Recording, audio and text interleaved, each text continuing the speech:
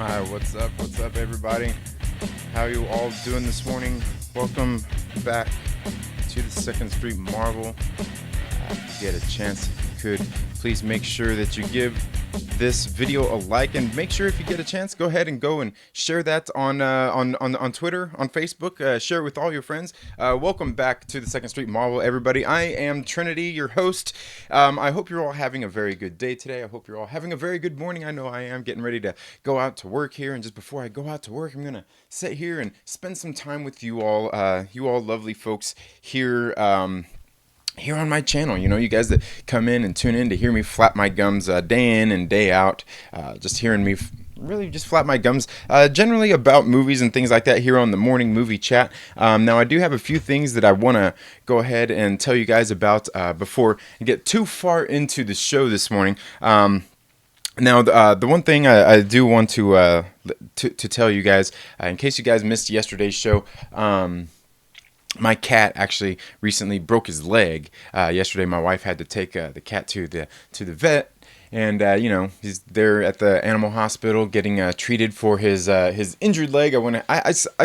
I uploaded some pictures over on my Instagram page. Now, if this is your first time here, thank you so much for being here. I do greatly appreciate it. Now, typically what I do here on the channel is I talk a lot about comics, movies, and even music on occasion. So if this is your first time here, thank you so much for being here. And if you're a returning subscriber, returning viewer, thank you so much for being here. But if you could please do me one favor. Make sure that you're subscribed if you like the content going on here. And heck, even if you don't, you might as well subscribe and see what I have to say, because I sometimes have a lot to say. But thank you all so much for being here. If you could do me one other favor, aside from being subscribed and sharing this video, please give it a thumbs up, or give it a thumbs down if you don't like what I'm saying here. I honestly don't care when it comes to those kinds of things. I'm not one of those people who's going to dwell on that kinds of stuff too much. I know there's plenty of people out there who... There's plenty of people out there who look into these kinds of things like, oh my god, somebody disliked my video. It's all good. It's all good. I honestly don't care. I don't care too much about that. As a content creator, the way I look at it is that's engagement.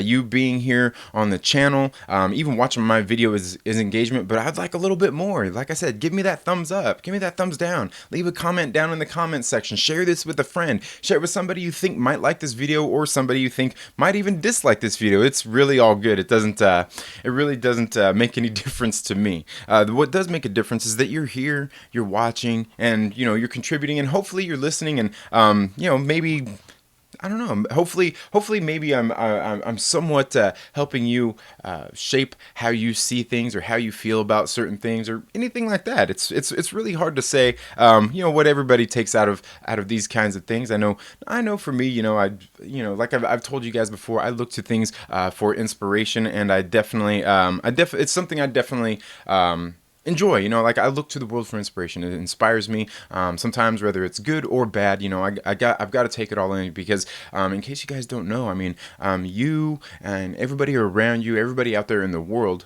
we are who make up the world. So, we should be out there listening to each other and being able to, engage in some good conversation and things like that. And I do see we have a few people here in the live chats already. Russell Wells Benjamin, welcome to the live stream. Lord Callis, welcome to the live stream. And Drew Boss 5. Thank you, Pikachu. Thank you so much. Thank you all so much for being here. And any other viewers who aren't interacting in the comments, that's perfectly fine. You don't have to partake and let anybody know that you're here on my live stream. It's okay. It's okay. I just thank you all so much for being here. Russell Wells Benjamin says, "Oh, okay." And I wonder what inspired this video. Hashtag the Den of Nerds. Yeah, somewhat. Yes, somewhat they did inspire this. Yesterday they just did a really great live stream over for their Patreon supporters. And, that's something I'm trying to grow myself I'm trying to grow my Patreon platform, and supporters and things as well. And you can find some links down in the description. Hey, you can probably see that right here. See that right there along the bottom? Like, I'm learning stuff with my OBS. So, look forward to some other cool things coming. But yeah, you can go send direct donations there through via Streamlabs, or you can even become a monthly Patreon supporter, and you don't even have to be a monthly Patreon supporter. You can send one-time donations. And what I'm going to be doing with that money is just doing some things to kind of upgrade, I guess, like with my computer. As you can see, like right now, I actually finally figured out some stuff with OBS and got my screen looking a little bit crisper. But I want to get a bigger green screen. I need to get some capture cards and things like that for my camera so it can hook up to the computer. I need some better lighting and just all of those kinds of things. And then after that, it's really, one of my big things is I want to create a website where I will, I don't know. I guess by the time I get there, I'll probably be able to maybe spend a little more time creating content, writing things, and just different things like that. And again, thank you all so much for being here. Lord Callis says it's all engagement. What's up, man? Lord Callis, welcome. What it do, Pikachu? Good morning, 19K Fox. Thank you so much for being here. Let's see. Good morning, Roads Rants. Thank you all so much for being here. Now, I really hate to get clickbaity or anything like that, and you guys probably seen my thumbnail, you guys probably seen my title, and maybe that's part of what I might get some views on this video for. I might get some likes, I might get some dislikes, but like I said, it really makes no difference to me. I do appreciate you all being here, and in case you guys don't know, I'm one of those people, like, I like to hear everybody's viewpoints. I like to take it all in, and that's what I'm going to be talking about today. But first, before I really get into anything, the one thing that you can see here in my title is my review of the Fandom Menace. Now, in case you guys don't know, what's been about a month ago now, there was some guy out there who was seeking some attention via Twitter and YouTube even. Doing this review talking about the Fandom Menace, and of course, it's so clever. This guy just happens to not show his face, but me, you can see my face in every video. Okay, I'm right here. Pick on me. It's okay.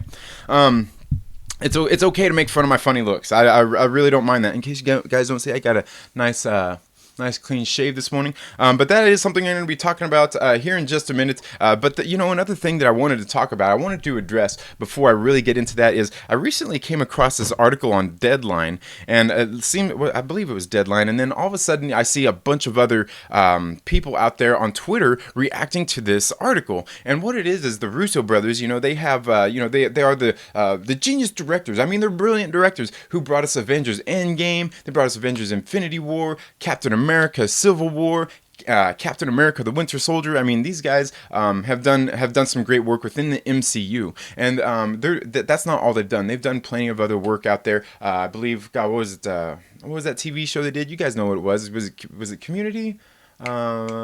No, it wasn't Community. It was that other one. I don't watch TV shows, so I don't really know. But regardless of all that, we know that these guys have basically distinguished themselves as good directors, good producers. They know what they're doing. They recently started they have their own production company, and they started doing this new movie that's out there, being made about the Middle East, and there's a bunch of people that are outraged by this because they're not Middle Eastern and all this and that, and they don't know the struggle, and there's all these kinds of people. God, what was that hashtag that I just seen trending? I got to see if I can find this because it was absolute hilarity. If you ask me, what is this? Decolonize, hashtag decolonize Hollywood, hashtag no Orientalism, and basically what's going on here is people are upset that this movie is called Mosul, and Anthony and Joe Russo, are basically producing this on under their movie production label, and a lot of people seem to have a problem with this. People saying like, oh, if they care that much about telling these stories, why are they getting somebody who's not an Arabic or a Middle Eastern director or anything like that? And like, I get it, I understand that argument from people. You want somebody who is actually, more has more firsthand knowledge of something when it comes to directing and producing these movies. But is that something that's actually required? I mean, do you guys actually think that because to me, it's an absolutely absurd idea. And of course, we know the kind of people who are out there making this push. We were actually talking about this yesterday on Drunk 3PO's channel when we were doing some Black Guys and a Drunk, talking about cancel culture and just basically what's really been going on lately with things like not too long ago, there was that big old debacle with Carlos Maza and Steven Crowder, where they were basically trying to make other people look bad, and just trying to basically deplatform and just a smear campaign. And basically what it done was it brought attention to Steven Crowder. It got people who don't normally watch Steven Crowder type content to watch his show. The same thing is, we see recently is happening with Dave Chappelle. Dave Chappelle recently did a stand-up on Netflix, and I have not got a chance to watch it. I've got kids, man. I've got kids, okay? Not that matters, because believe me, I've taken my kids to see Pulp Fiction at the movie theater, and they've watched Deadpool. Okay, so it's not always all about that, but we see the same thing going on there, where there are these people who are out there trying to silence these people in these kinds of ways, and really all it does ultimately is it garners attention to these other people who don't normally watch Dave Chappelle, who don't know that he's a stand-up comedian, who don't really know anything outside of his TV show or anything like that. They brought attention to it, and there's other people watching it now like, oh my god, like I didn't know he did this. Okay, and then we obviously see there's this obviously more recent debacles with Rotten Tomatoes and their rating system and things like that, and Dave Chappelle's stand-up once again brings more of this to the forefront. And and like I said, when it comes to this thing with these the directors in this movie that's getting ready to be coming out, the one thing is, it doesn't take somebody who's been there, somebody who's part of it, to tell these stories. I mean, that's like saying that a white guy can't ever write a character, a black character, or that a female can't write a male character, or a male can't write a female character. It's absolutely ridiculous making these preposterous claims. Now the thing is it's getting down into the root of these things, and seeing these things. Now, what you would want to do, essentially, if anything, if you're one of these directors or even the producer, sure, you may not have firsthand experience, but what do you do if you don't have the firsthand experience in it? For one, you've got an outside objective view of it. Okay, you've got that you bring to the table, for one. And then the other thing you're going to do is, chances are, if it's something you care about like that, you're going to go out and research it. You're going to go out and talk to people, and get just get other people's input and things like that on it. And I'm sorry if it seems like my voice audio is probably a little bit high there. I see it going into the red and might be clipping out on you guys. There we go. I think I'll take care of that a little bit. I hope that works out a little bit better. So Now the thing is like I said, these kinds of claims are absolutely ridiculous. Now all of a sudden, the Russo brothers, who brought us Avengers Endgame, and just those other movies that I listed, Infinity War, Captain America: Civil War, Captain America: Winter Soldier, who have gone out and they're great directors and brought on some great films, and they're doing amazing things with their production company, and people are all of a sudden out there now wanting to slander them and slam them for deciding to make a video and for caring, for trying to bring attention to something that's going on out there in the world, things that have happened. And I'm not sure about you guys. Feel free to leave a comment down in the comment section and let me know how you guys feel about that, because I think it's absolutely ridiculous. If it wasn't for like the Russos doing this, who else was going to make it? Who else was going to produce the film? Who else was going to bring attention to these kinds of things if not the Russos? I mean, I didn't see anybody else jumping at the opportunity to make or produce this movie. So then, if you're going to decolonize Hollywood or anything like that, who's going to make the movie? Okay, that's one thing that I think a lot of people don't necessarily ever take into account when it comes into when it comes into their little crusades that they have against people. Is if somebody else isn't doing it, who's going to do it then? If this is a story that needs to be told, this is a story people want to hear. Who the hell is going to make the movie? I mean, who's going to do it? And also if we get to the point where we're just gonna go on these crusades and crucify these people for making these movies because they're not part of that nationality, they don't know or anything, or they're just some white guys. I mean, who's gonna make the movie at that point? Nobody's gonna want to make the movie. Nobody's gonna want to produce a movie. Nobody's gonna want to direct a movie. And then where goes your cause? Where goes the attention that some of these issues need to be brought up? Where does it go? It doesn't get made, right? And to me, that's going to be one of the saddest things out there that could possibly even happen when it comes to these kinds of things, because these are things that have gone on in our world, so things that are real, and they're making a movie about it. It doesn't mean that it has to have an Arabic director or Middle Eastern director or anything like that. It just does not mean that. To me, when I hear these kinds of things, I think it's absolutely preposterous. It's ridiculous, and I mean, why? That's all I get. I just don't understand why people go out on some of these ridiculous crusades. I'm gonna go ahead and get in here through some of the chats before I get into the next thing I want to talk about, which is gonna be the Joker movie. Great flowing link at the bottom. Oh, thank you. Glad to see you having your social accounts being promoted in your videos. Yeah, I do what I can. I've been trying to do more of that. I know there's things that I need to brush up on, like my thumbnails, my titles, and things like that. But thank you very much. I do appreciate that. And like I said, any harsh criticisms that any of you may have, please leave those in the comments section on this video, any of my other videos. You can reach out to me on Twitter, Facebook, YouTube, just any of those different platforms. Like I said, I'm totally open. I wouldn't have became a content creator or anything like that if I didn't have thick skin, and two, if I didn't want to hear the criticism. Okay, so please leave all of that there. Russell Wells Benjamin says, Lethal Lightning, welcome to the live stream. Thank you for being here. Russell Wells Benjamin says, website, Squarespace or Wix, easy to do yourself, and you can hit me up for some design help if you need be. Yeah, I actually created, I think, one through Wix. I just haven't put any time into it. I've just been so busy with things, getting all that stuff.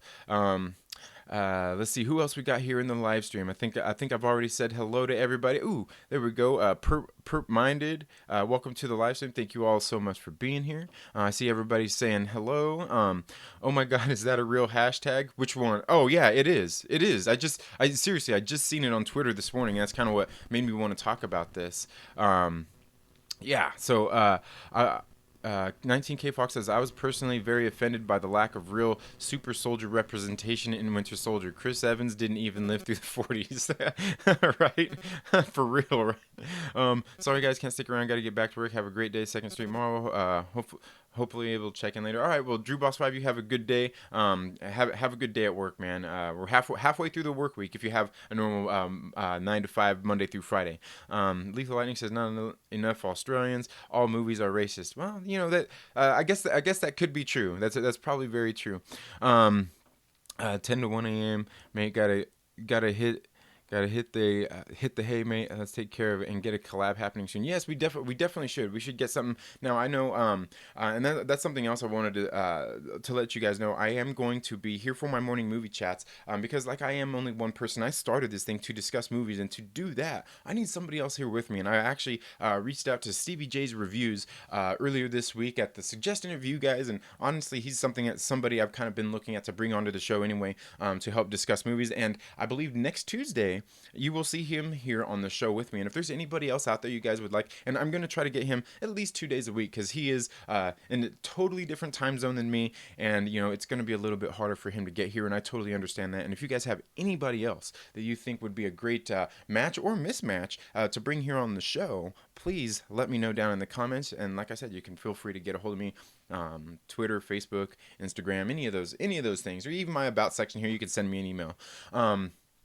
about that, so I can just bring somebody to the table with a little more, like I said, with maybe a different outlook, maybe somebody else who just loves films, and that's what we're going to be discussing here as well. Okay, now getting into the next subject that I want to talk about is the Joker. Okay, this movie is getting ready to come out. We were kind of talking about this on some Black Guys and a Drunk last night over on Drunk BPO's channel, and I've got to say, like, there's a lot of people out there got a lot of things to say about this movie. We see, there's obviously, like, since for a while, people have been talking about if this movie's going to be Oscar worthy, making a run for, going in here into awards season. And this movie is certainly being released at a time when a lot of the movies that are going, getting ready to go into award season start releasing, and that's here through October, November, and especially even in December. It's where you get more of those, those touchy-feely kind of movies, where you're, it's just kind of, maybe a little more emotional, a little more dramatic, movies that are displaying, maybe things that are happening in our real lives or things that have happened, or, maybe just, I think you guys know what I'm talking about. Just movies that really have maybe some good, strong messages in them, whether they're good or not. Just some strong messages in them. And there's absolutely nothing wrong with that. I know. God, what was that one that came out last year? Was it Green Book or some? I don't know. I didn't watch it. I didn't watch it. But a lot of these types of films are released usually later in the year, getting ready to ramp up for award season, because they want it in the front of your minds, not in the back of your minds, by the time that they're there getting ready to be presented with the awards. Perp Minus says, do you think there's a Second Street DC? You know what? I don't know. I doubt it. Because if he does, I'm going for, like, copyright infringement or something. Probably jocking my style. But yeah, like I was saying, this Joker movie, it looks like it's going to be very good. It's definitely going to be full of drama. Definitely good drama, and this movie is actually being directed by Todd Phillips. In case you guys don't know who Todd Phillips is, he's I won't say he's like a great director, but he's a pretty good director. He's done some good movies out there. One of my favorites that he's actually done is Old School. In case you guys have never seen Old School, with Owen Wilson, Will Ferrell, Vince Vaughn, and just a whole bunch of other great people. That movie was absolutely hilarious. One of my favorite movies that I've seen. I believe he also did, was it Starsky and Hutch? Which was a pretty good movie as well. I thought was another good one. And then he also obviously did The Hangover and its sequels, which I believe I only watched the first one. After that, to me, I just really wasn't too interested in them. And apparently they kind of went off. They kind of fell off as far as that's concerned. But so he's been proven before, and he's also had some movies that haven't been so successful. And that's just like any other director out there. Any great director should be have movies out there that aren't great, because what, you can't knock them all out of the park. You just simply can't. It would be great if we could, but again, this movie, I think it's going to be pretty good. We see in the trailers, and that's something else people are getting out there getting upset about, is some of the things that are in these trailers. And then there's obviously another pushback on social media from people who are out there trying to slander this film, and once again saying that there's going to be people going out there and like, oh, you got to be careful when you go to the theater, because of all these shootings and things like that have happened out there. God, what was it, The Dark Knight? Just all these different things that are going on, and I've just got to say, this is absolutely ridiculous. And honestly, we were doing some some Black Guys in a Drunk last night, and there was some people making jokes about it. Nothing too bad, just like, oh, don't go see it in the theater. Make sure you sit close to the exit. And like, to me, like, to even joke about that, I mean, it's not really even that funny, because for one, I mean, the movie hasn't happened, and two, the one of the things I always kind of believe is that prophesizing makes things happen. You know what I mean? I'm not a religious person, but there are things out there that I see. My mother is. She heavily is, and she talks about some of the things out there in the world. Like, I see plenty of other people always out there talking about the end of times, and these things are going to happen, and they've been prophesized in the Bible. And the thing is, when it comes to these kinds of things, okay. When it comes to these kinds of things, if something's been prophesized, people will go out there and seek to make it happen.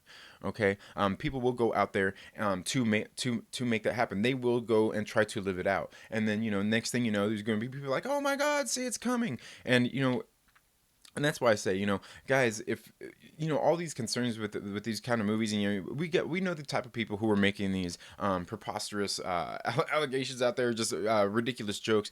Because I mean, really, in the end, it's not funny for one, and in the end too. I mean, it's just a movie, okay? It's a drama. The people who go out there and do these mass shootings and stuff like that, just all these tragic events.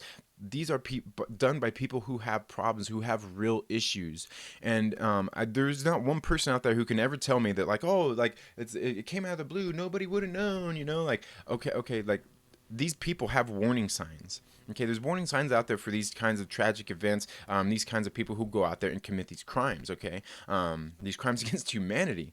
There's warning signs all over the place. Now the thing is anybody paying attention to them, or is anybody doing anything about them? Being active about doing something. You don't just tell your teacher or tell your mom or call the police. I mean, you got to do more than that. As we can see, obviously. The government necessarily, and I'm not trying to criticize the government or anything like that, but they obviously have let things happen that they've had warning about as well. So it's something that, if you see these kinds of things happening, it's something that you've got to be aware of and be vigilant of. Bring attention to these types of things. You know what I mean? If you see somebody out there struggling, maybe try to talk to them. Maybe try to bring, get somebody else involved, somebody who's qualified and knows what they're doing. Like I said, a lot of these things can be avoided. And like I said, these people making these jokes and things about this stuff going to happen at this Joker premiere, and when it gets released in theaters, just stop. Okay, just stop. Because what you're doing is you're putting that idea in somebody else's head, and that's not to say that it's your fault, or that you're that somehow you're some way in a roundabout way responsible. It's not about that. The point is just don't talk about it. If it happens, then we need to talk about it. But all we got to do is sit back and hope. This just let's just not let this happen. Okay. And like I said, these are messed up individuals. People don't just watch movies and become violent. People don't just play video games and become violent. That's just not how it works. Okay, when these things happen, it's by people who are messed up and people who need help. Okay, and some people are beyond help. Honestly, I mean, some people are beyond help. But a lot of that comes down to just us as parents, us as friends, and just us out there in society interacting with other people. So it's something we should be aware of. And like I said, I'm not saying like the possibility of this happening, of that happening is none. I mean, it's possible. I mean, it's a 50-50 chance. But that, again, that in itself, when we're out there saying these things, whether making jokes about it or not, we're perpetuating this thing. Okay, we're perpetuating it, and like I said, people will go out there and try to seek it out and try to live it and make it happen and these types of things. So the more we can do to try to steer away from those things, the better. But altogether, I think this movie, The Joker, looks like it's really good. I know some people have been kind of upset because the director has even come out and said that it's not being based on anything on the comics. And I don't think that's entirely a bad thing. Now the thing is maybe what they're doing is what I'm saying is, I think what they're probably doing is just taking the story elements of the Joker and bringing them into the movie. They're not just making a direct adaptation of anything that's actually happened in the comic books, which I don't think is an entirely bad thing, as long as they hold true, as long as they respect the source material and and embody that character. Now the one bad thing is we can see that this movie appears to only have the Joker, and this is something else people are talking about is this movie, The Joker, it's about a villain, and there's no hero in it. And what we're doing is basically we're making this villain sympathetic and things like that. Well, that's and again, we were discussing this on Drunk 3PO's channel last night during some Black Guys and a Drunk. Is while like I'm not exactly for sure how to say that's.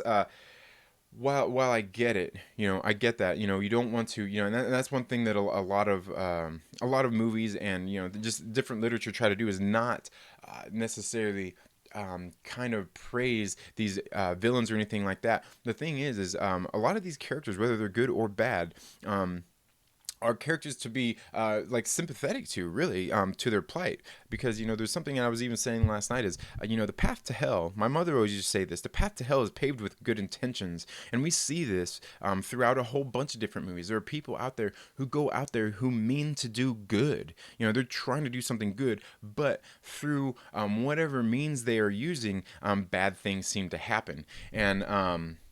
And I think that's something that's very important, and a lot of people may not understand or realize. And we see the same thing through Anakin Skywalker. The end doesn't necessarily justify the means. Or take a look at Thanos. Thanos, what he was trying to do in Avengers Endgame and Avengers Infinity War was, he was trying to do something good, but he did a whole lot of bad to get there. And does that mean that his good was bad? I mean, yeah, because like I said, the end doesn't justify the means. Going out there and destroying half of the universe just so these worlds can thrive and live. I mean, while I get that, it's not a good thing. You're still killing 50% of all living things. You know what I mean? So again, these are things that I don't know. Just little nuances that I think are pretty important in storytelling, and I just don't necessarily think that a movie like Joker has to have a hero in it in order for Joker to not be somewhat sympathetic. Because like you can even take a look at Killmonger in the Black Panther movie.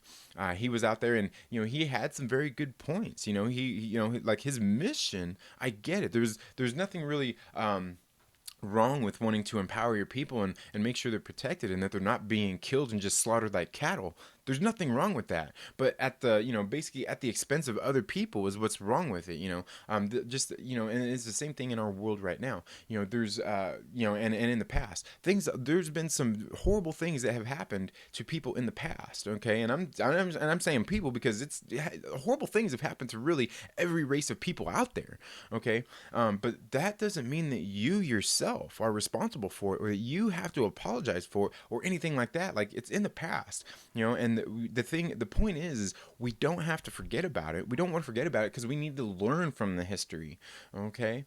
We need to learn from the history in order for us to be better people, in order for us to move forward. So I think it's something very important when it comes to these kinds of films. And like I said, I do get it, but I don't think that this movie necessarily has to have a hero, because not all movies have to have a happy ending. That's because ultimately in our world that's just how it is. Our world isn't a happy ending. I mean, hell, we all die in the first place, and sure, some of us are probably die happy, some of us probably die sad and lonely, and different things like that. But that's just the reality of the world. That has little to do with some fictional character being portrayed in a movie. And like I said, some of these claims are a little bit ridiculous. But this is something I'm definitely looking forward to. This Joker movie. It looks like it's being done really well. It looks like it's going to be kind of more like a psychological type of thriller. Something a little bit more kind of like the Nolans when they did the Batman films, which, if you guys know me, I like those films. I'm just not the hugest fan of them. I'm not. And to me, my favorite one of all those Nolan Batman films is Batman Begins. Just throwing that out there. But yeah, so I think that's really all I have for the Joker. I'm gonna go ahead and get here into the live into the chats before I get into my review of the Fandom Menace. Okay. Let's see. Pert Minus says, I think that when they released the first trailer that they're going for an Oscar. Yeah, I mean, and it looks like it too, because they're really going for high drama in this movie, and it looks like it's not super colorful. It doesn't pop. I mean, it looks like it's set in somewhat of a, I don't know. It somewhat looks somewhat dreary. You know what I mean? And that's something I think you can almost tell it's like not necessarily in our real world. It's almost got like that sepia tone to it, and which kind of gives us that vintage kind of feel to it. And this movie obviously looks like it takes place in the past. And the other thing I want to say is people saying that there's no hero in this movie. We don't even know that yet. We haven't seen the movie. We don't know that there's not a hero in there. We don't know that Batman's not in there, or some version of him, or some other hero out there who's trying to stop him. Aggressively Relaxing, welcome to the live stream. He says, we live in a world where if you want 10, it's clever to ask for 20. So if you want your people represented correctly, then you demand the director an example of representation. It's annoying but works.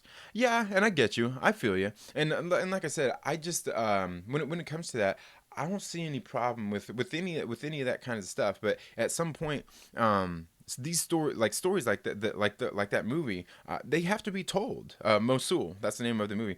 They have to be told, and if there's not a director or a producer, somebody out there who is into it or is able to do it, like maybe because you don't just put some of these types of movies in the hand of a first-time director, a second-time director, somebody who just hasn't had the success.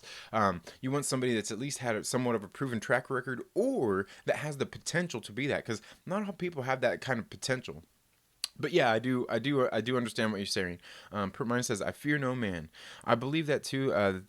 That you could be speaking anything into existence. Right, right.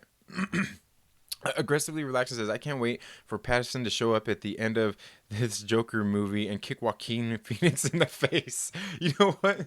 I was thinking, and I was thinking about that too. That would actually be kind of funny. Although Batman and Joker would obviously have an age difference, but like I said, it's not out of the realm of possibility. I mean, who knows? I mean, maybe there's an end credit scene, similar to what they're doing in the MCU, and we get that hero. But even then, I would argue, does it have to be Robert Pattinson? Could it just be a Batman? Just anybody playing Batman? Hell, it could be Ben Affleck playing Batman. Because they're saying that this isn't tied into the DCEU or anything like that. So there would absolutely be no problem with them doing that. The only problem with bringing in Ben Affleck Batman, the only problem with bringing in Ben Affleck Batman would be that it somewhat ties it into the stuff that has happened before, or even Robert Pattinson. But again, that's really neither here nor there. It's really neither here nor there. Pert Minded says, "I think Warner Brothers are setting us up for something crazy if Joaquin pops up in the Batman. That would be crazy. That would be very crazy. And like I said, it's not out of the realm of possibilities. It's definitely not out of the realm of possibilities." Russell Bowes Benjamin says, "Why are news stories being shamed? The comics were all news stories when they debuted. I, for one, am truly excited for a new Joker story separate from anything we've seen before." And I feel the exact same way. The thing I ask, and and I guess that's kind of the thing where it comes into that's really, maybe that's something that we need to get on and do a live stream. I've been planning on having reaching out to Young Ripa to see if I can get him here on the channel and just talk about some things. I want to talk about comic books and movies and things like that with him. And he's not much of a movie guy, but maybe just like comic books and things like that, and basically how they pertain to the movies, because he's one of the people who definitely, he says respect the source material. And I totally get what you're saying, and I actually agree. I wouldn't mind seeing stories that we haven't seen before in the comic books. Now, however, that would obviously upset some people, and I believe that Young Ripper 59, he probably might be one of these people, and there were, if it didn't happen in comic, what's the point? And I totally get that argument. I totally do. And that's why I want to get him here on the show so I can discuss some of those kinds of things with him, because, he knows as well as I do, the normie argument is this: it's a different universe. And yeah, sure. I mean, you could take that into account, and it is. But still, I think even it not being directly based or tied to a comic book, even if it's something original, they can still respect the source material when it comes down to making the movie and making this character and making it great. So yeah, I mean, I think there's definitely a huge discussion to be had there, and maybe if I can get Young Ripper to come here on the show one day, maybe we can go ahead and get into that discussion. And I would like to keep that about an hour long, but I have a feeling if I got Young Ripper on the show, we'd probably be going for a couple of hours. 19K Fox says the hero in the Joker could be the hope. He doesn't become the Joker. I'm guessing in the movie the hero loses. Yeah, and you're absolutely right. I totally like that outlook, 19 K Fox. It's very, very, very true. Kobe reviews movies. Welcome to the live stream. Thank you. I don't think I've ever seen you in here before. Thank you for being here. Joker has a sense of realism that a man could have one bad day and turn it into a monster. Okay, now I understand you. I get you. But one bad day, I would have to completely argue against. It would take, and especially from what we're seeing in this movie, it's going to be more than one bad day. Because as we know, when people snap and just these kinds of things happen, it's not one bad day that does it. It's the compounding of days. It's the compounding of maybe life experiences and things that have happened in your life. Maybe you've been felt like you've been trampled on your whole life, and maybe and that's the important thing for all of us, is to make sure that we go out there, we talk to people if we're having problems, or just seeking outside help. I mean, even if it's not with a counselor or anything like that, just getting outside views. Because it's not just one day that turns somebody into a monster like that. It's the compounding of it and letting it build up and fester inside of you. And that's when people, end up lashing out and those different kinds of things. But I do understand what you mean, and I think that's kind of what you're getting at there. But yes, it could be that one bad day that turns it all around for this person that has just been building up inside for a while. So I definitely agree with you there also. Aggressively Reaction says, this Joker movie sounds like a big scale production of a theater shooting joke like you had brought up earlier. They made a cake with no flour in it, in my opinion. And yeah, I mean, and it could be, it very well could be. Okay, now, one bad day is an origin story. Oh, okay. Is that like so is one bad day, was that like a comic, like something that happened in the comics? I honestly don't know, because I'm not too much up on DC, let alone Joker lore. But okay, so I'm guessing, Curtis YZ, welcome to the live stream. One bad day is an origin. I'm guessing that's what you're talking about. Is that one bad day is a story or an arc that happened in DC Comics, is what I'm guessing you guys are saying. Again, I'm not too knowledgeable on that. But okay, so that makes that, I mean, that could make a difference. Maybe it's some sort of loose adaptation of that, which obviously would upset some people as well if they're doing that and they don't hold respect the source material in that sense. Okay, and that's all I've got for so far for the topics. He says it was on a cartoon. Oh, okay, the Killing Joke. All right, okay. Now moving on to the last subject that I want to talk about today, and I can't believe I've gone on this long talking about some of these kinds of things, and we are now setting at 8:42, giving me about 18 minutes to get through this next thing, which should be just fine because believe me, I could probably go on ranting about this for a while. Okay, so I believe it was just last month we seen somebody, this guy, Major Lee, here on YouTube, went and made this video uh, like, what was it called, Fandom, the review, the Fandom Menace review or something like that, and in which he did this big old like 40-minute long video, going out there talking about like the Fandom Menace. And in case you guys don't know what the Fandom Menace are, I honestly don't know. I'm not really. In case you guys don't know, I'm not part of the Fandom Menace. Okay, I'm not. Nor will I ever be. I don't join. I'm not really into joining clubs, and I don't.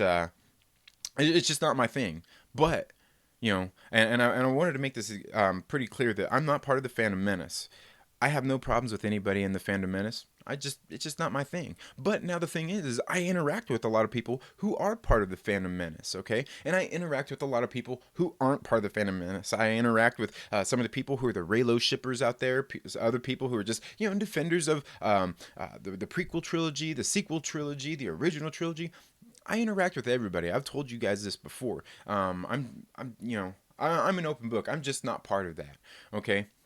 And I wanted to make that clear because there are some misconceptions out there that some people probably believe that I am, or that I'm friends or somehow aligned with a lot of these people, and it's simply not the truth. Okay, I just wanted to put that out there. Like I said, there are a lot of the creators out there that I mingle with on Twitter, and even like on, I guess not really on Facebook so much. I don't get on Facebook much anymore, but even here on YouTube. And like I said, I'm just somebody who's open to hearing other people's ideas. And these, for the most part, the people I know in the Fandom Menace are people who, they're open to listening to others' thoughts and opinions when it comes to these kinds of things. And I actually even follow and interact with a lot of people the people who are basically opposed to the Fandom Menace on Twitter and things like that, like at chat. I think the dude's a pretty hilarious guy. He makes me laugh. But that's the thing is, I'm open like that. Like I think he's funny. I think a lot of the people on the Fandom Menace are funny. I draw no lines there.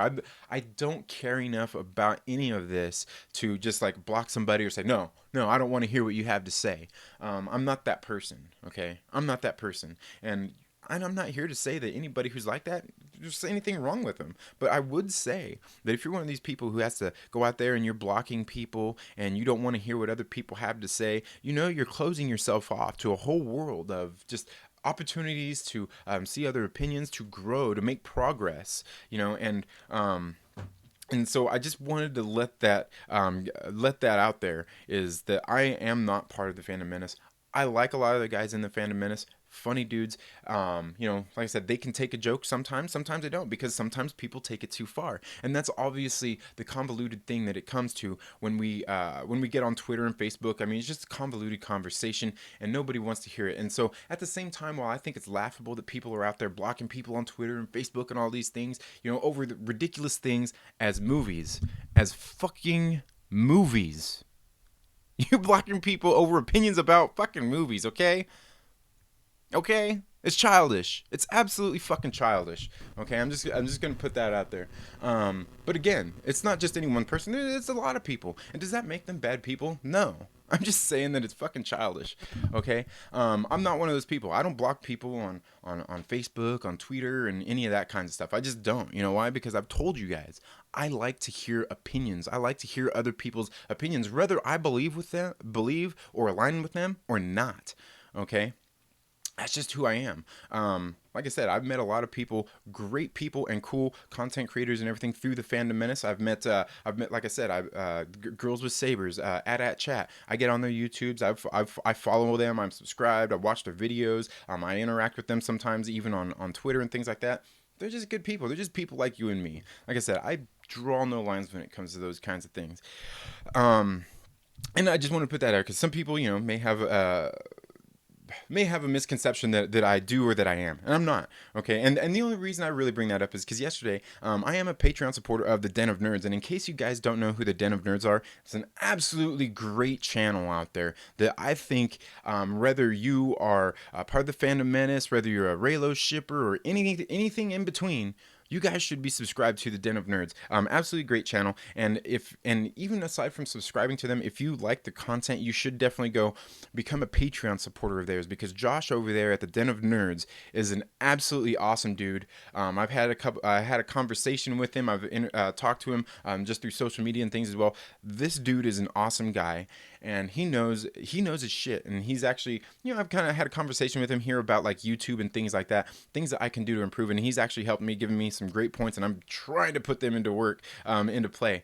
But he's been doing a lot of valuable content over on their Patreon channel that I think anybody could benefit from. Okay, and this comes whether you're just a dollar Patreon member, or even 10 or higher. He's been doing some great content that I think anybody could benefit from, especially if you're a content creator. And if you are a content creator, I would highly urge you, to go and check them out. Check out their Patreon.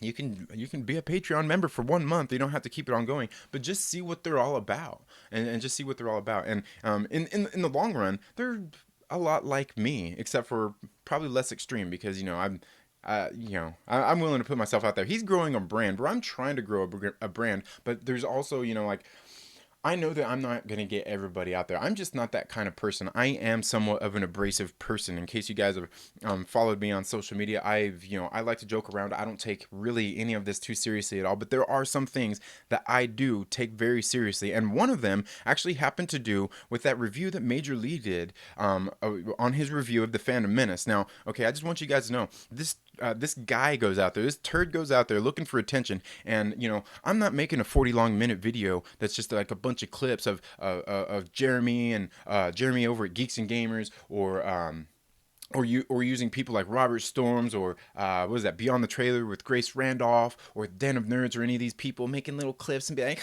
and just making little voiceovers and stuff over that. Okay, you can see my face, and I'll tell you exactly how I feel, and that's just it. I don't have to facetiously throw shade at anybody. I'll fucking do it outright. Okay, if that's what I really want to do. And like I said, this guy is going out there seeking attention. And, obviously some of these people are begging for attention. Okay. But the one thing I definitely take issue with is, I took issue with it the second I seen that video. I sent it out to Josh over at the Den of Nerds, is the Den of Nerds being involved in that video in any kind of way. Because, for one, they're not Fandom Menace. Just because somebody criticizes Star Wars doesn't make them part of the Fandom Menace. Okay. And I think it's absolutely ridiculous. But this guy goes out there and makes this video. And like I said, I watched the whole video. And unfortunately, I pay for YouTube Premium. And, even if I didn't, I would have been watching it and watching all the stupid ads and all that stuff. So this guy got paid anyway, regardless. But I had to watch it all so I could know what to talk about. And again, this is a guy going out there seeking attention. And if you go and scroll through this guy's videos, you can see this dude is just a troll. And watching the video, I honestly couldn't figure out, is this guy staunchly against the Phantom Menace? Is he a Reylo shipper, or where does he stand? And the thing is, going through his videos and watching the videos, I don't think he has a stance. He's just out there trying to stir some shit. And, hey, all good on you, man. You do what you got to do. But altogether, I did take heavy. Like I said, I took not offense, but I took that pretty big that they put the Den of Nerds in there, and they're actually the Den of Nerds are actually working on something right now, a project, if you will, for. Not necessarily as an answer to that, but just something that they're working on, that they've been passionate about and wanting to start up. And I think it's something I'm definitely going to do everything I can to be a part of. Now, the thing is this guy goes and makes this video, 40-minute long video, just to slam all of these people. And you know what? You don't have to do all that. You don't have to, this guy took the time to go out there and get all these little clips and put them all together, and, and all of these things, in order just to, really all he was doing is trying to garner attention.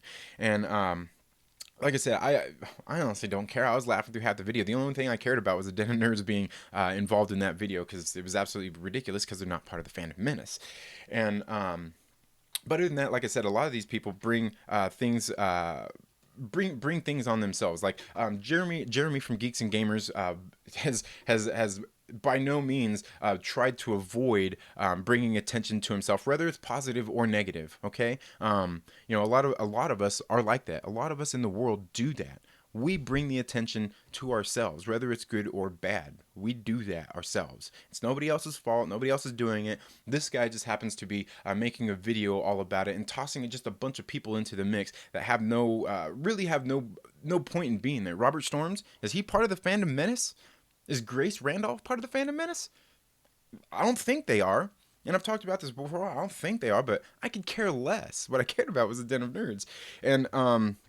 And these other things, like I said, and there's nothing I have, like I said earlier, I have no problem against anybody in the Fandom Menace. There's some of the people I follow, some of the people I don't. Some of the people I don't because, like I said, hey, and nobody take offense to this, because I've, people get all in their feelings on Twitter and stuff when I say that they make trashy videos. I make trashy videos too. It's okay. It's okay. I'm willing to admit that. And the thing is like some of these people, I don't watch their trashy videos because all they're doing is, and I've talked about this, they're like literally some of these dudes are just ripping off other dudes' videos. Like I see people out there, literally jocking on Drunk 3PO's videos. Like there's people out there that make just like carbon copies of his videos. Another one of my good friends, the Lonely Banter, LB over at the Lonely Banter. I see people literally making videos just like his. You know what I mean? Like they're just jocking their style. And it's like, come on, dude! Like make your own damn content.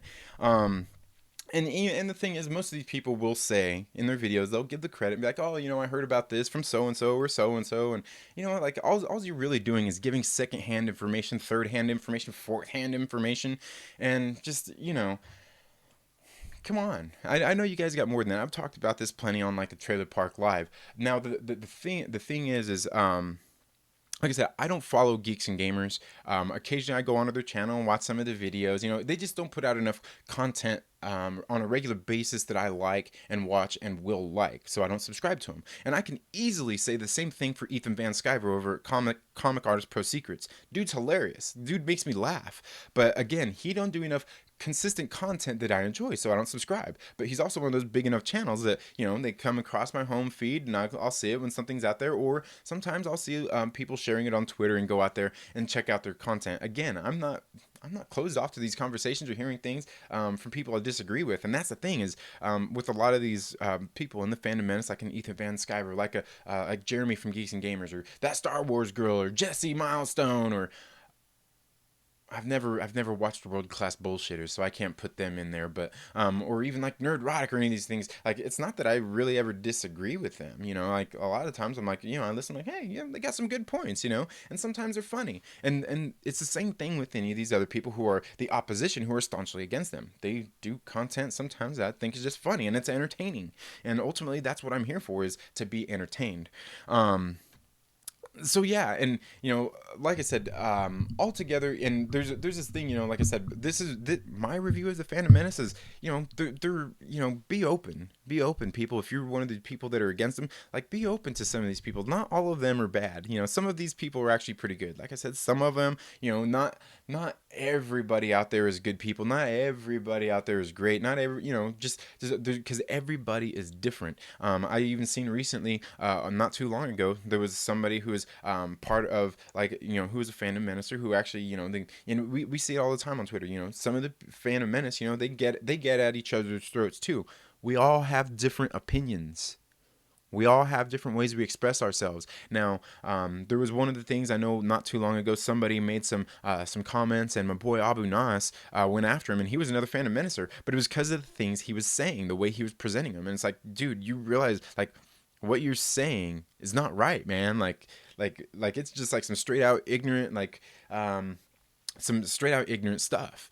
And he went through and he went through and he corrected him. And that's the thing is, I think that's where a lot of people look at some of these things like the Phantom Menace, and they say like, oh, these people are all, they all feel the same way about this. They all hate Star Wars. They all hate The Last Jedi. They all this, they all that. And that's simply not true.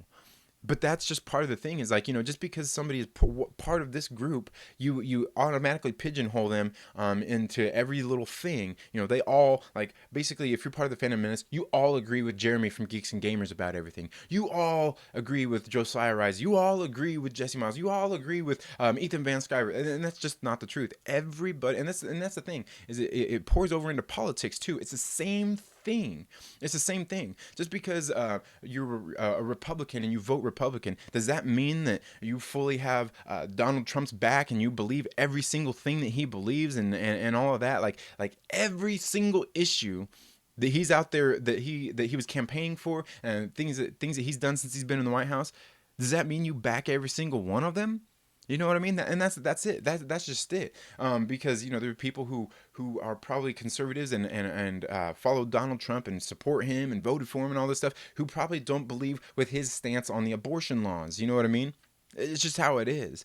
And again, that's just my thoughts. There are people out there in the Fandom Menace who aren't out there just doing nothing but spreading hate. Now, there are some of them, like I said, they're probably new, or maybe they just don't know. Maybe they haven't found their way. And that's the one of the things that I've really thought was really funny about this whole situation going on between the shippers, the Fandom Menacers, and all of this stuff is, and I've been trying to get people, been reaching out to people to try to get them to come here on the show. Certain people, because I don't want just anybody coming onto my show. I'm picky. I'm bougie like that. But there's so I just think it's so odd that some people just don't see the parallels here. They're sitting there arguing about Star Wars. We got, like, say we got the Defenders out there who are saying like, oh, all these Phantom Menacers, they're absolutely ridiculous. All they do is hate on Star Wars and all this and that. And they claim they love Star Wars and la la la. They're just going off, and they're just staunchly against Phantom Menacers. And then you get, some of the fandom ministers out there who are extreme and go at these people, and hey, I'm not here to judge that. You do what you got to do. Do what you do. You do how you feel. But the thing is then they're going out there and pushing back, and I just think it's so funny. I just think it's so funny that we see, that I see this divide, and yet I don't see anybody drawing the parallels to exactly the same thing that we're talking about here, the love of Star Wars. Did they forget the lessons that were in this movie? Okay, the story. We got Anakin, who's going through life. He eventually, obviously, we know he was a good kid. He was becoming a Jedi. And well, he became a Jedi, and he was led down to the dark side, just through all the through the fear, through his anger, and just all of these kinds of things. So he was trying to prevent it. He was tried to prevent his mom being killed. He tried to prevent Padme being killed, and all these things. And the thing that nobody ever seems to realize is that it's the fall from grace. Okay, now just put yourselves in these positions. Okay, let's just say that that the defenders are, in this case, are going to be like the Jedi Council. Okay, let's just say the defenders are the Jedi Council, and let's say that somebody from the Fandom Menace is Anakin Skywalker, and you guys don't see the fact that somebody fell, went to the dark side, and eventually what happened? What did Darth Vader do? Right? He rose up, right? He went and he killed the Emperor. Okay, and it's like some people seem to forget, whether you're a defender or whether you're a Fandom Menace or anything like that. It's okay to criticize these things. It's okay to not like something, but for you to actually go out there and be at each other's throats over this, to me, means that you actually learn no lessons from these damn movies. Okay, it's okay to fall from grace. It's okay to see these things. And the thing, like I've talked about before, is these people all seem to forget that they all love Star Wars, and that's where it all starts at. It's just taking a turn for the worst to some people, and to some people, it's just still Star Wars, right? So just because somebody doesn't like something doesn't mean that they're staunchly against it. It just means that they're dissatisfied with something and they want to see it improve. Now, the other thing I will say, and I've talked about this plenty before too, is plenty of people talk about, oh, hey, I don't like The Last Jedi for this reason or that reason or this and that. We're gonna boycott Star Wars. We're gonna do all this. Okay, fine. That's all good on you. But what are you doing to improve it? If you don't like it, if you love Star Wars that much, and you want to boycott, what are you doing to improve it? And also if you're one of the defenders, who is looking at these Fandom Menacers saying like, hey dude, like, you're wrong. That's not how you do it. For one, remember that everybody involved in this whole situation loves Star Wars. Remember that. And then you guys just have to realize, like, what do you love about Star Wars? Okay, what do you hate about Star Wars? And then come find that common ground. For one, it's the Star Wars content. Okay, and just because you're on opposing sides right now doesn't mean that you're enemies, right? Doesn't mean you're enemies. It just means you have different views, and that is ultimately the balance, right? Does nobody see that? And the thing is what are you doing to improve it? I mean, if you're one of the defenders, what are you doing to talk to some of the Fandom Ministers out there and be like, okay, like, I get it, I hear you, I totally hear what you're saying, how you're dissatisfied with what they did to Luke in The Last Jedi, or Rey being a Mary Sue, and all these different things. What are you guys doing about it? We got some people who are defending it and want to push these like the Phantom Menacers away, and we got the Phantom Menacers who are basically flipping off Star Wars and saying to hell with this stuff. But the thing is, what do we do about it? Being at each other's throats and acting like a bunch of fucking children on Twitter and just saying we fucking hate the Last Jedi does no good. You not spending your money on it, you're not spending your money on it boycotting Star Wars. How does that help out your love of Star Wars? How does that help the Star Wars franchise improve? How does that make Disney improve? Now, some could easily argue, well, the mouse has control of it and it's just not going to happen. The mouse is going to do what he wants. And to which I can say, you're not wrong. You're not wrong. And the real problem is coming from the fact that we see that Disney is actually playing into this whole divide. They've gone out there and they have basically and I don't think they did it intentionally, I don't think they did it intentionally at first, but basically what they have done is they've kind of pushed away, and I've talked about this before. They've pushed away a lot of their old fan base, the people who have been there the whole time, in order to bring new ones in, and that's where the problem lies. It's not necessarily with Defenders or Phantom Menacers or anything like that. The problem is with the company that's doing this, and if you want to boycott the company, good luck for one. Good luck for one, but two, you have to find ways to make that influence happen. You know what I mean? Write a script and submit it. Any of these different types of things. I mean, boycotting just simply won't be enough, and it certainly doesn't improve the situation. Now, I know the same thing. There's probably going to be people out there like, but what can we do? They're not going to listen to us. Well, not if you're out there screaming in their face and telling them they suck. Yeah, they're not going to listen to you. You got to be rational. You got to approach people rationally, just like you would somebody face to face in the real world. It's just like these same things. And I was talking about this on Drunk 3PO's channel yesterday too. Is we see people out there out in our world. I get like on Twitter and Facebook and things like that. All these social justice warriors who are just out there who are just like deranged. They just absolutely act completely deranged on when they're when they're interacting on social media. But you go out into the real world, where are these people? They don't exist. They don't exist. Oh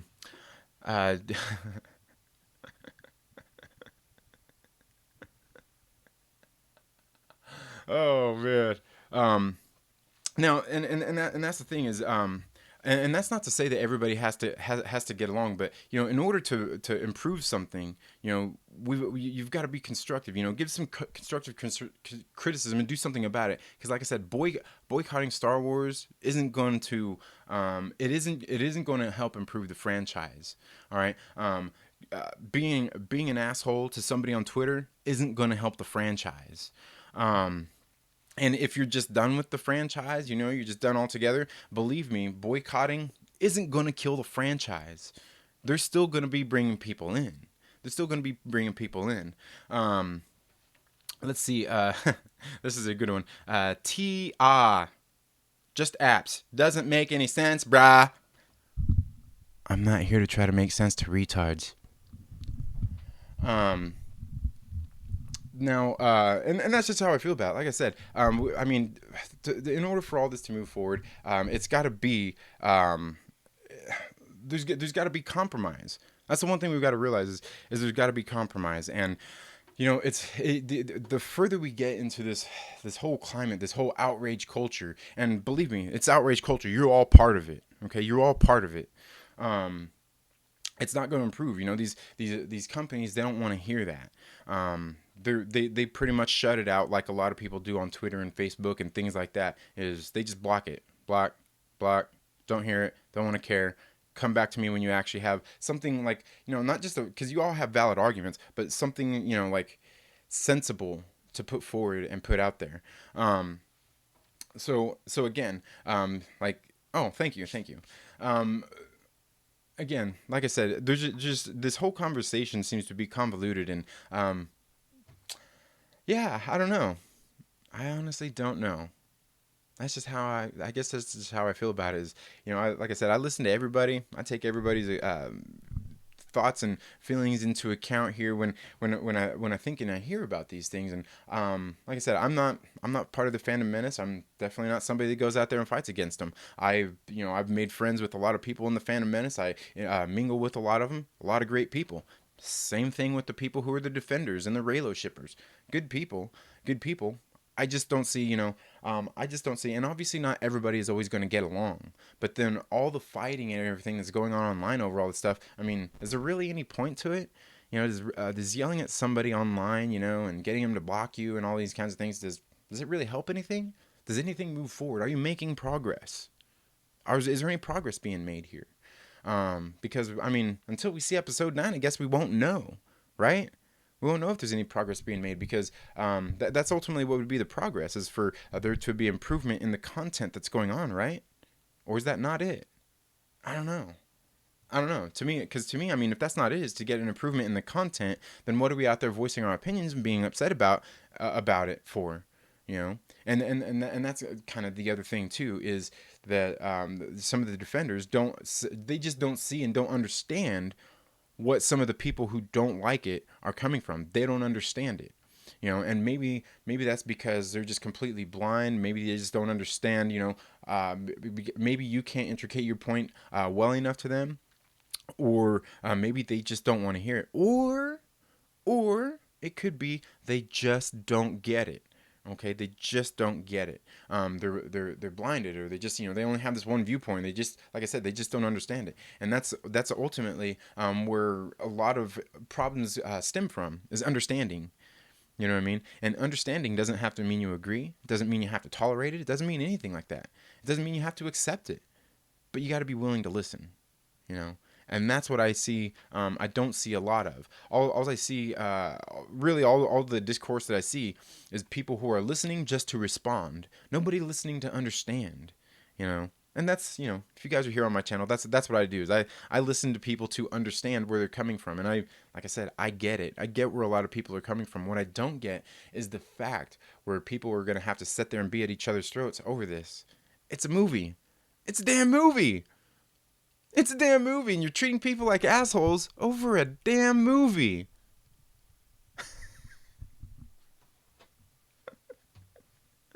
That's why I can't with some of these people.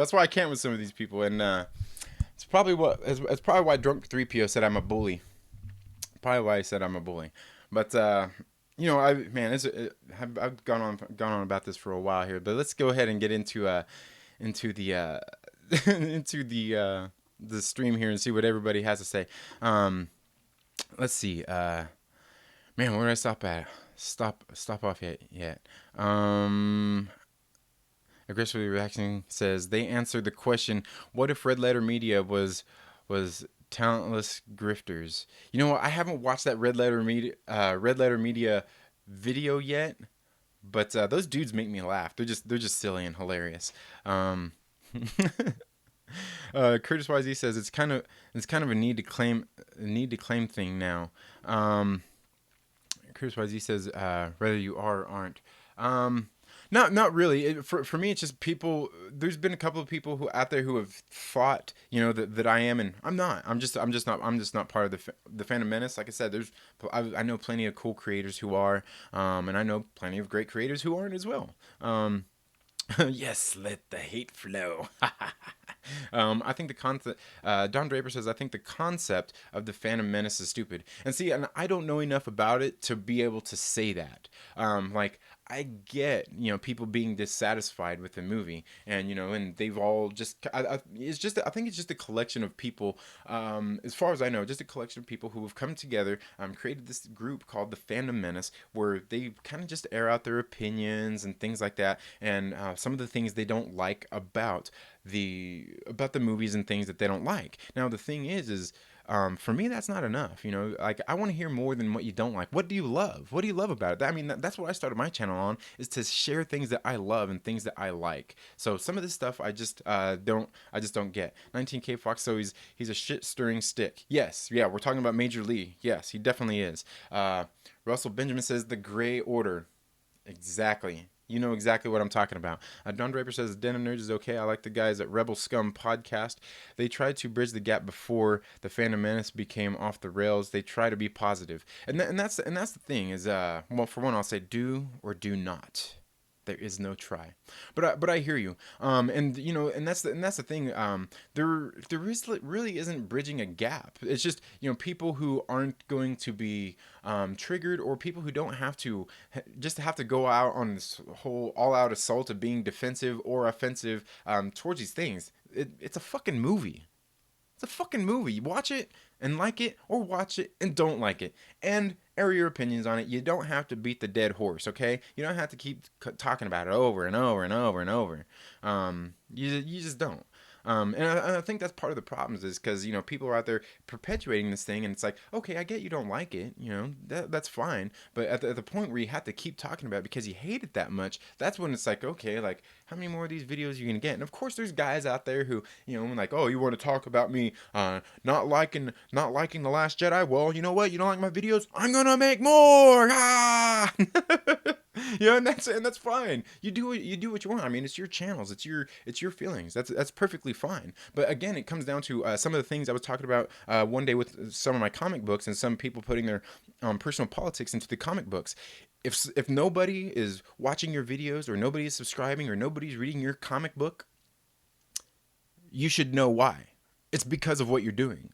But if there are those who, when you're doing those kinds of things, and there's those people who are out there consuming it and are really enjoying it, it's those people that you're catering to that are the ones who are consuming it. They're the ones who are consuming it. Now, the thing is to find that middle ground. And to find that middle ground would obviously be to be, maybe try not being so on the nose about things. Maybe try to tell like a more original story. Maybe not have to do some of the things that they're doing out there perpetuate this divide. Like, we want to hear the stories. We want to, like the representation in movies and all that kind of stuff. That's cool. Fine. You want to get other people of other ethnicities and things out there in movies. Fine. But you know what? Hollywood's been doing that the whole time. There's diverse casts of people in all of these movies that I've seen my whole life growing up. So again, it's just I think some people probably just don't remember, or want to forget, or just don't want to remember. Russell Wells Benjamin says the Cosmic Wonder and Marvelous Wave are identical channels. I don't know which one came first, so I follow them both. Yeah, see, and I stopped watching Cosmic Wonder and Marvelous Wave. Like, the only person that I watch like that now is War Stew, just because he's a pretty cool dude. But the Cosmic Wonder. Fuck the Cosmic Wonder. Yeah, I've already let that be known. Dude came at me one day over some dumb shit, and yeah, fuck Warren over at the Cosmic Wonder. Marvelous Wave, yeah, he's along the same vein, but his videos are very weird too. Don Draper says Comic Artist Pro Secrets is awesome, and awesome. His Anybody Can Draw, I'll Show You How series was great. Now it's the same thing over and over. I've never seen that. But like I said, Ethan Van Sciver just don't put out enough consistent content that I want to consume, so I don't subscribe. But I do definitely go to his channel and check out some of the stuff. He's a funny dude. Ethan Van Sciver is a hilarious guy. Don't get me wrong. He's and the same thing with Jeremy over at Geeks and Gamers. I just don't subscribe. There's times when I've watched his videos and he's funny. It makes me laugh. Because not all these guys do is just talk about Star Wars and their hate for the Last Jedi, or Disney Star Wars, or anything like that. And I think that's where some of the misconceptions come in at, because once you've got that impression of somebody, that's pretty much what you're gonna run with from now on. Is like, oh, that's just how that person is. They're that way. So yeah, but yeah, no, Comic Artist Pro Secrets. Like I said, Ethan Van Sciver, funny dude. He cracks me up. He does crack me up. Rhodes Rant says one of the weirdest things is people will literally subscribe to people that only share their view. I trade subs all the time. You're too positive or negative. Right. And that's true. And that's what I do. I keep, like I said, I honestly don't, there isn't anybody I really disagree with out there other than just spreading hate, and that's all you got. But I totally like to hear other people's points of view and things like that. Totally like to hear other people's points of view. It's something I'm totally into, and I'll always share my thoughts. And sometimes when I'm out there, I like to mess with people. Russell Wells Benjamin says Geeks and Gamers is a rant channel from an angry right winger. Not my cup of tea. And yeah, he does a lot of those kinds of videos. But and as far as right winger, I don't know his political affiliation. I would guess that's it. Again, I don't really care about people's personal politics when it comes to those kinds of things. Whether you're a liberal or a conservative or anything like that, it really means nothing to me. Let's see. And Don Draper, welcome to the live stream. I know you've been here for a while. I'm just going through and getting some of these out here. Exactly, Don Draper too. I still feel like EVS, but kind of not interested in most of their content now. And see, and that's the thing. And the thing is, when it comes down to that, do you guys ever say anything to these content creators like, hey, I kind of miss some of these videos? And the thing is sometimes you do, and sometimes they come at you and they laugh at you, or maybe they make a post saying, oh, look at this person. Hey, fine, whatever, man. We're just trying to give you feedback. Man. Because like I said, same thing with the Star Wars thing. even if you're not viewing, there's somebody else that's gonna view. There's somebody else that's gonna subscribe and watch the videos. I mean, it's really no big deal. I don't think most people really care that much about it, although some very much do. Um, Rhodes says, "I want to hear other viewpoints, but it seems I am in the minority." No, you're not. And I think the problem is, Rhodes, is what happens is when there becomes that divide. When you join, like the Fandom Menace, all of a sudden everybody who's not a Fandom Menacer shuts you out because you're part of the Fandom Menace. That's the problem. So you're open to hearing that discussion, but they're not. It's something like Young Ripper 59 was talking about the other day on his live stream, where somebody was asking about, why don't you ever go on some of these liberal publications or liberal websites and do interviews and talk to them? And the thing he said is, I totally would, but they don't invite me. They don't want to have that conversation, and that's the same thing with some of the people that you're talking about. That's kind of where it goes to. Russell says, "Shit on your show every day, honored." Oh, and yeah, and thank you so much for being here and being so supportive, Russell. I do greatly appreciate that. Don Draper says, "Curtis, when did this? I just saw the Last Jedi and I am pissed live stream. I suggest WCBS to check him out. World Class Bullshitters, check him out. I didn't realize that all of EVS future content would change." Okay, I'm not really sure what's going on there.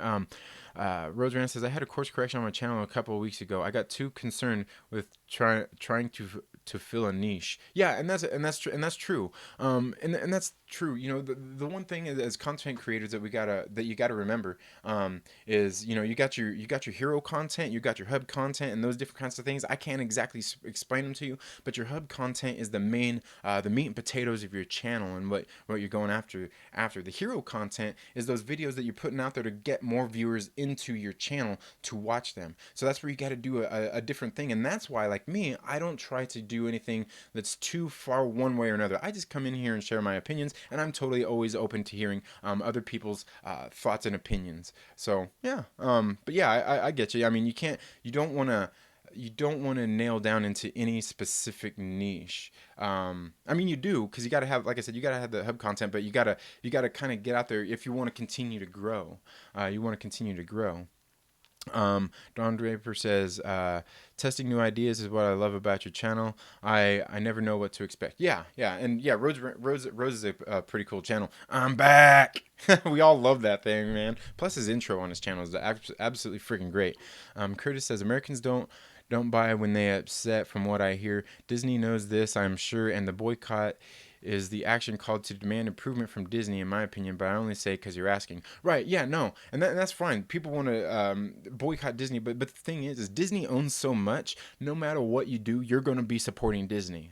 I mean, you will be. I mean, it's virtual. It's not impossible, but it's almost impossible to the point. And the only reason I say that it's almost impossible is because it's impossible to the point where it's going to hurt their pocketbooks that much that they begin to care. Because there's always they're bringing in new audiences, and that's what they're working on. So, but yeah, I mean, there's certainly nothing wrong with boycotting. I mean, and I'm sure in some instances it really does work. But that's why we as fans, we've got to voice our opinions in a sane and sensible manner, to where somebody actually wants to hear it and not just turn red in the face and foam at the mouth.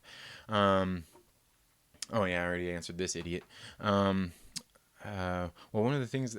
Okay. Rose Rand says, "I just wanted to talk about movies. Somebody said The Lion King was the worst movie of the year, and I thought, wow, it was literally the best film I've seen since Infinity War." And I haven't seen The Lion King. I haven't watched any of those. I haven't seen any of those live action movies, and the thing is, I absolutely love Jon Favreau. So one of these days maybe I'll watch him. Lord Cal says, "Keep Star Wars alive." Road Rand says, "It became crystal clear channels were full of shit and playing their base." Right. Yeah, and then some of them are like that. Some of them, you got to grow. Like, I get it. Like, you start one way, and that's kind of how we all start off as one thing. And then we grow. Like my channel here, I just started my channel to talk about and present my own theories on the Marvel Cinematic Universe. And look where I'm at now. Like, talking mostly about comic books and sometimes about movies, sometimes about music. I'm trying to grow those kinds of things, and I've been sharing a lot more of myself lately. And then even things like my superhero life tips, which I've been meaning to shoot some new videos of those. But just things to I don't know, help people get motivated. I mean, I want to see people improve. I want to see people do better. I want to see them do better. That's all I want to do. I want to see people be successful, because to see people be successful and do better things, I mean, means that they're doing good things in our world, and helping improve our world. I mean, we've all got to improve our own situation, and us improving our own situation helps us improve everybody else's situation. We got to share our journey. We got to share the things that we know have been working for us. Michelle P says, "I like your shirt. Thank you, thank you." Don Draper, I think people are missing the point of those Disney remakes. 2D animation isn't appealing to children as much as it used to be. I think you're somewhat onto something there. I mean, yes and no. I mean, my kids like a lot of the old original movies. You know, I show a lot of them to them. I thought it was actually kind of funny the other day. They actually asked to watch Bed Knobs and Broomsticks, which, if you haven't ever seen Bed Knobs and Broomsticks, movie's absolutely great. It's great. I remember watching that growing up. I mean, what could be better than seeing Angela Lansbury defeat the Nazis with a wardrobe and some children? Does it get any better than that? I don't think it does. I don't think it does. 19K Fox says, "Truth is truth, no matter who speaks it." Yeah, right, yeah. I mean, as long as it's the truth. Now, of course, we all have our opinions about somebody else's truth, and that would be, or about the truth. That's where things, that's lawyer talk. When you start doing that, a lot of these kids, see the original Lion King and Aladdin as dated. It's smart to retell those stories for a new generation, and I agree. I do agree, but yeah, and as far as I know, they've pretty much kind of done these action adaptations that are pretty much holding true to like the original stories, and they're just kind of changing them a little bit. And there's nothing wrong with that. 19K Fox says, "True," Russell Wells Benjamin says, "Truth spoken by a liar is still questioned." Right, exactly, and that's the problem. That's the problem with like the boy who cried wolf. We've all heard that story before. Like okay, like nobody's gonna listen to you once you've already, if even like you're saying, if you're a liar and all of a sudden you start telling the truth, nobody's gonna want to believe you. They're gonna question like what. Curtis Wise said, "I see the Mandalorian as attempted to please Fandom Menace types fans, but I don't know if it is really. I think they just actually went through, and you could be right. You could be right. I mean, and that's probably why they got Jon Favreau on board, is to bring something quality. Like, man, we need to bring some of these people back in, and I guess only time will tell. But I absolutely hope that you're right, and maybe this is their attempt to kind of, they can't undo the damage that's already been done. They can't undo that. The only thing they can try to do is salvage everything going forward. And hopefully that's something that they do. Hopefully that's something that they do. Rhodes says, "Don, I went and talked to a theater manager I know. He said he hasn't seen that much happiness from moviegoers coming out of a film in years." Oh wow, really? For the Lion King? Man, crazy. But I honestly haven't. I need to buy the first one for my kids to watch the cartoon. The manager must have been in a coma for Endgame. Yeah, I don't know. Endgame was a different one. Endgame was a different one. Because even coming out of Endgame, I'm not sure if it was necessarily happiness that I was feeling, but more as opposed to just being excited. You know what I mean? And there's a difference. There's a difference. Rhodes Rand says, "I realized then there is a false narrative playing to a channel base." Yeah, well, and then the thing is, you got to have, what do people know you as? What do you want to be known as? That's what you got to make that hub content for. Is what's important to you? What do you love? To me, that's what a content creator has to do. Is share what they love, not what they hate. If you dislike something, yeah, you share that. But what do you love? Because to me, that's what's ultimately going to grow a channel more. It's what's going to have you grow as a content creator more, and it's what's going to attract more people to your channel, or even you, is your love of something rather than your hate for something. There's nothing wrong with criticizing something, as long as, like I said, like, oh, you love Star Wars, but you don't like The Last Jedi, and you're willing to criticize it. Hey, cool. Nothing wrong with that. But again, Yeah, it's just a fine line to walk, and it's not an easy line to walk neither. Trying to grow and build things out there like that. Don Draper says, I feel the rise of negativity started from the major media outlets telling those who are dissatisfied that their opinion don't matter, and you are absolutely right, Don Draper. You are absolutely right. Not only the media, but then Ryan Johnson went out there saying stuff about people criticizing his movie, and some of the cast and just some of those different things. There's a lot that played into it, but you're absolutely right. Is the media, and then even like the producers, the directors and stuff like that, coming out and pushing back against the fans. I mean, that's not what you do, man. That's just not how you do things. You don't just have these fans that where you've taken their money for years, and just all of a sudden you want to give them the middle finger, and tell them they're wrong and that they don't matter. That's exactly, you're exactly right there. That's one of the bigger problems out there. Chris YC says the repetitiveness is a bit repetitive. Agreed. Right. Don Draper says, I don't like RLM. Wanna bash the prequels? Fine, then take a better movie than Space Cop. Who's RLM? I'm not sure who RLM is. Um, but right. Red Letter Media. I don't like Red Letter Media.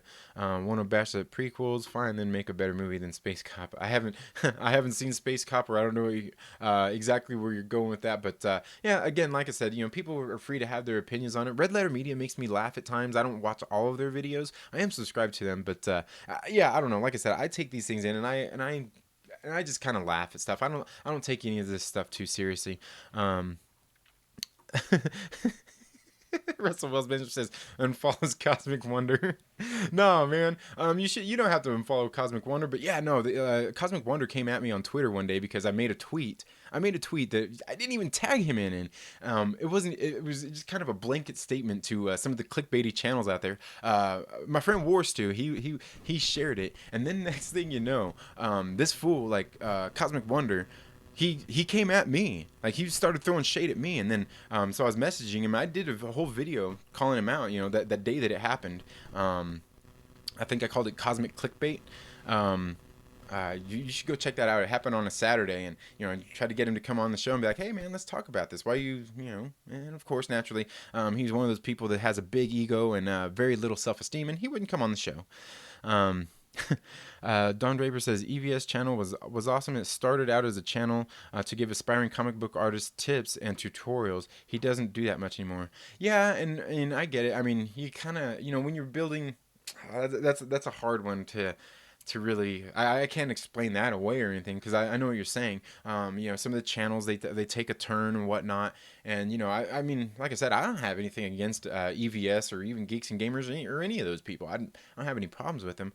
Just most of them I don't subscribe to because they don't do enough regular content that I like. Occasionally I do stop by their channels and watch some of their videos, because they're still entertaining people. They're still entertaining people. Shellback TJC says, you're still on? Yes, I am. I know I'm like way late. I got to get out and get to work. Russell Wells Benjamin says, I only mentioned Geeks and Gamers' political views because the only video I watch of him, he was going off on his misogynistic, hate-filled rant that clearly shed light on his political views. Right, yeah, and then, and I get that. It's certainly not for everybody. I mean, Jeremy over there at Geeks and Gamers, he's like that, and hey, and that's what we all got our platforms for, so we can share our opinions and things like that. And certainly not everybody's going to agree with them all the time, or let alone at all. So like I said, there's nothing wrong with that. You like what you like, or you don't. Lord Callis says, love Bed Knobs and Broomsticks. I know, it's absolutely great. I loved that movie growing up, and like I said, Angela Lansbury defeating the Nazis with a wardrobe and some children. It's great stuff, great entertainment. Lord Cal says, I love the concept of Mandalorian. Mandalore is a very significant part of Star Wars universe. I'm excited to see part of this galaxy further explored. And you know what? And that's Lord Callis saying that. And if you guys don't know, if you guys are here on my channel and you don't know Lord Callis, you guys should definitely go check out his channel. He's one of these people, like he's dissatisfied with The Last Jedi, but you can tell when you go watch this dude's videos, he loves Star Wars. And not only does he love Star Wars, Lord Callis knows his shit. This dude knows his shit, man. I'm telling you, like, if you guys aren't subscribed to Lord Callis and you like Star Wars, I don't know what channels you're subscribed to, okay? Because this dude isn't fake. He's real. He knows what he's talking about. He's a very good channel for Star Wars content, and you guys should go subscribe to him if you're not already subscribed to him. And make sure you turn those bell notifications on. Curtis says, I like the game, but not a great rewatch. You know, and I'll say, I'll give you that altogether. I mean, for me, it's great because I'm invested in the universe. But other than that, it doesn't, like, the rewatchability of it. It's there, but it's almost one of those things that it's the culmination. Like, it's got to build to it. You've got to build to it. Otherwise, you know, like I was saying before, I've said this before, is Endgame has no legs without everything that came before it. Don Draper says, what can be better? Watching Angela Lansbury solving a murder? Murder She Wrote was great. Give me a marathon of that, Columbo and Golden Girls, and that's all I need. Don Draper, I gotta tell you, man, like, I couldn't agree more. I couldn't agree more. I used to love Columbo, the Golden Girls, Murder She Wrote, all great stuff. All great stuff. Classic stuff, man. Classic stuff. And now we get it replaced with stuff like SVU. You know what I mean? Like Law and Order, SVU, and all these kinds of crap. Yeah, I'm not into that stuff. Shellback TJC says, Russell Wells Benjamin, Jeremy from Geeks and Gamers voted for Obama as well. Oh, wow. That's all right. Drew Boss 5 says, I made it back. Don Draper says, Lord Callus got a new subscriber. Awesome, Don Draper. And I'm telling you, you should check out his channel. Watch all of his videos. You can tell that he definitely has he's got the love for Star Wars there. And not only that, he's knowledgeable about his Star Wars stuff. Like, I've watched his channel, I'm like blown away. I'm like, dude, like, okay, like he has issues with, like, The Last Jedi, but you could tell this dude still loves Star Wars. He's not one of those people who's going to be out there turning red and foaming at the mouth and yelling in your face about how terrible The Last Jedi is. Like, as a matter of fact, I don't know, maybe I need to go back and watch some of his videos, because I don't know that I've seen any of his videos where he's out there just saying The Last Jedi sucks and he don't want to see it or have anything to do with it. I haven't seen that, and I certainly haven't heard him say that neither. But yeah, definitely good. You should definitely go check out his channel and catch back up. Okay, so this stream has gone on way longer than I intended it to, but I did kind of know in the first place this was going to go kind of long, kind of airing out some of my thoughts on that. Like I said, I'm not part of the Fandom Menace. I happily mingle with most of these guys online on Twitter and things like that. I'm open to having conversations, whether it's with somebody from the Fandom Menace, whether it's from a Raylo shipper, no matter who it is. I'm pretty open to having those conversations. And I knew this would get a little bit long, but what I don't like, and somebody who I won't have a conversation with, is somebody like this idiot Major Lee, who goes out there and makes this video proving that he has absolutely no fucking clue what he's talking about when it comes to the Fandom Menace, or even some of these other content creators that he decided to throw shade at in his video. Like I said, some of them maybe somewhat deserving and brought it on themselves, but some of these people absolutely do not. Just because you go out there and have criticized The Last Jedi doesn't make you part of the Fandom Menace. Robert Storms, I don't think he's part of the Fandom Menace. Grace Randolph from Beyond the Trailer, I don't think she's part of the Fandom Menace. Just because you criticize a movie doesn't make you part of a group or part of a movement. You are that if you decide to, align yourself with them and join them. That's ultimately what does it. But, and like I said, I knew this video would go on a little bit longer than I intended. It's gone on for way too long. Not way too long, because it's been good here hanging out with you guys. And I thank you all so much for listening to me flap my gums about all this nonsense, because really that's about all I flap my gums about here on this channel is nonsense. And please believe me when I say I don't take myself too seriously, or really much else out there too seriously. So please feel free to share this video with a friend and tell them to leave all of their harshest comments down in my comments section, because one of these days I want to grow big enough to get some of those funny comments like my boy LB over at the Lonely Banter gets, man. If only. I don't know. But that's all I have for this video today, folks. Thank you all so much for tuning into the Second Street Marvel today. If you haven't already, please make sure you're subscribed. Click the little bell so you get notifications anytime we have uploaded new content. And if you like this video, please give it a thumbs up. And while you're at it, make sure that you share it with a friend and invite them to come hang out with us here on the Second Street Marvel. You all have a very good day. Have a great rest of your week. It's New Comic Wednesday. Go support your local comic book shop, and we'll see you in the next video. Later.